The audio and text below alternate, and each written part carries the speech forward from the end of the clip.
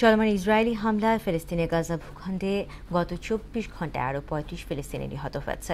উপত্যকাটিতে ১ বছরের বেশি সময় ধরে চলা হামলায় নিহত হয়েছে ১,০০০-এর বেশি চিকিৎসক ও নার্স।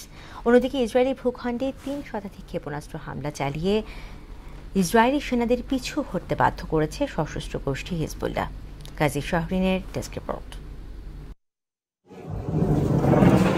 বিশ্ব মতামতকে তোয়াক্কা না করে ফিলিস্তিনে প্রাণঘাতী হামলা অব্যাহত রেখেছে নেতানিয়াহু সেনারা। এ হামলায় গাজা ভূখণ্ড যেন পরিণত হয়েছে ধ্বংসস্তূপে। চলমান হামলায় গত ২৪ ঘন্টায় নতুন করে মৃত্যু হয়েছে ৩৫ ফিলিস্তিনির, আহত হয়েছে আরও ৯৪ জন।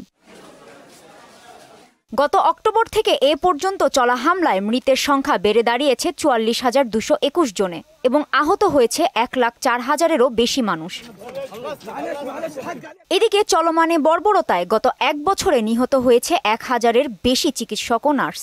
ফিলিস্তিনি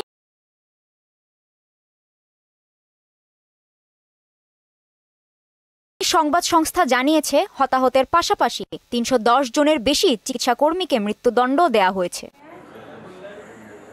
অন্যদিকে ইসরায়েলি ভূখণ্ডে ৩৪০টি ক্ষেপণাস্ত্র নিক্ষেপ করেছে হিজবুল্লাহ গোষ্ঠী। প্রথমবারের মতো তারা দক্ষিণ ইসরায়েলের আজদোদ নৌঘাঁটিতে এ হামলা চালায়। শুধু তাই নয়, লেবাননের একটি গুরুত্বপূর্ণ পাহাড় থেকে ইসরায়েলি সেনাদের পিছু হটতেও বাধ্য করেছে এ সশস্ত্র গোষ্ঠী। কাজী শাহরিন, মোহনা সংবাদ।